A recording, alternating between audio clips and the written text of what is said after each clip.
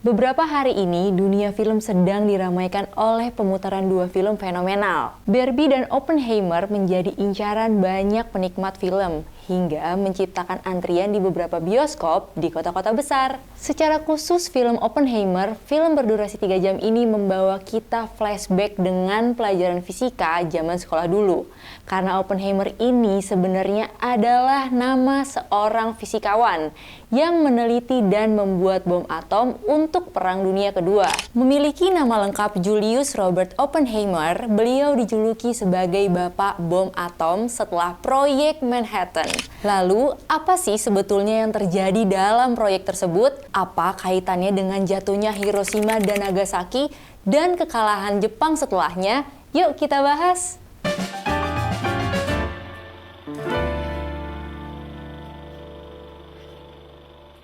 Julius Robert Oppenheimer lahir di New York pada tanggal 22 April 1904.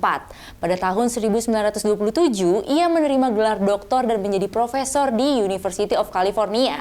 Oppenheimer banyak melakukan penelitian yang berfokus pada fisika nuklir, teori medan kuantum, dan astrofisika. Pada 1930, Oppenheimer terlibat politik di Jerman. Ia tertarik pada pengembangan senjata nuklir pertama di dunia yang dilakukan oleh Nazi. Pada 1942, di masa Perang Dunia Kedua, Amerika Serikat dibantu oleh Inggris Raya dan Kanada mencetuskan sebuah proyek bernama Proyek Manhattan. Ditunjuk langsung oleh Jenderal Leslie Groove yang merupakan direktur proyek, Oppenheimer menjadi pimpinan laboratorium Los Alamos. Los Alamos menjadi tempat untuk meriset fusi nuklir dalam pembuatan senjata yang bisa mengalahkan Jerman. Perang Dunia Kedua sendiri merupakan konflik yang paling mematikan sepanjang sejarah umat manusia, dimulai dari invasi Jerman ke Polandia hingga terbentuknya aliansi militer 3 negara, Jerman, Italia, dan Jepang yang biasa disebut Blok Aksis. Tujuan utama Blok Aksis adalah ekspansi teritorial dengan mengorbankan tetangga mereka. Ideologi mereka bertujuan untuk menghancurkan kekuatan Barat, plutokrasi kapitalis, dan melindungi peradaban dari pengaruh komunis. Jerman dan Italia menginvasi mayoritas negara-negara di Eropa Barat, Balkan hingga Uni Soviet. Sedangkan Jepang menguasai Asia Timur dan Tenggara. Pada tahun 1941, Jepang melancarkan serangan mendadak ke Pearl Harbor, Amerika Serikat. Beberapa hari setelahnya, Jerman dan Blok Aksis menyatakan perang terhadap Amerika. Merespon peristiwa tersebut, Amerika Serikat bersama dengan Inggris Raya, Uni Soviet, dan Tiongkok resmi bersekutu dan mendeklarasikan Persatuan Bangsa-Bangsa pada 1 Januari 1942. Ada 22 negara lainnya yang juga ikut dalam menandatangani deklarasi tersebut. Isi deklarasi tersebut adalah diantaranya untuk memerangi Jerman dan Blok Aksis, hingga perang besar pun akhirnya tidak dapat terelakkan. Kembali ke proyek Manhattan, 2 jenis bom berhasil dikembangkan oleh Oppenheimer CS, yaitu Little Boy dan Fat Man. Little Boy adalah bom tipe senjata yang berbahan dasar uranium, dibuat di Clinton Engineer Works di Oak Ridge, Tennessee. Sedangkan Fat Man adalah bom tipe ledakan dan berbahan dasar plutonium, dibuat di sejumlah reaktor nuklir di Hanford, Washington. Pada April 1945, dibentuklah Target Committee yang bertujuan untuk menentukan target di mana bom akan dijatuhkan. Mereka mencalonkan beberapa target, yaitu Kokura, tempat berdirinya salah satu pabrik amunisi terbesar di Jepang. Hiroshima, tempat pemberangkatan dan pusat industri yang dijadikan markas besar militer. Yokohama, daerah perkotaan tempat produksi pesawat, peralatan mesin, kapal, perangkat listrik, dan penyulingan minyak. Terakhir Kyoto, pusat industri militer dan pusat pendidikan. Pada Mei 1945, Sekretaris Perang Amerika Serikat Henry Stimson meminta agar Kyoto dikeluarkan dari daftar target karena memiliki warisan sejarah, agama, dan budaya. Pada 25 Juli, Nagasaki menggantikan posisi Kyoto sebagai target.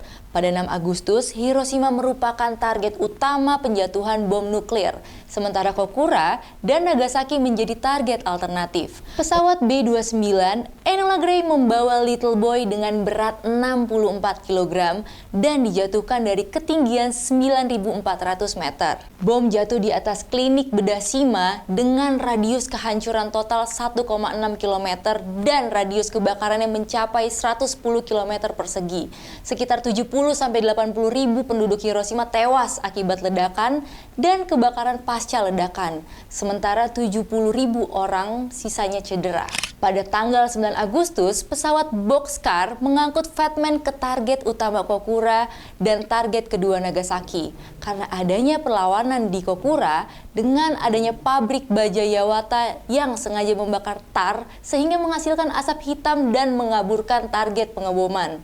Akhirnya Boxcar diarahkan ke Nagasaki. Bom jatuh di atas lapangan tenis yang mengapit pabrik baja dan senjata terbesar di Nagasaki. Meski bom ini lebih kuat daripada bom di Hiroshima, dampaknya dibatasi oleh perbukitan di lembah Urakami yang sempit.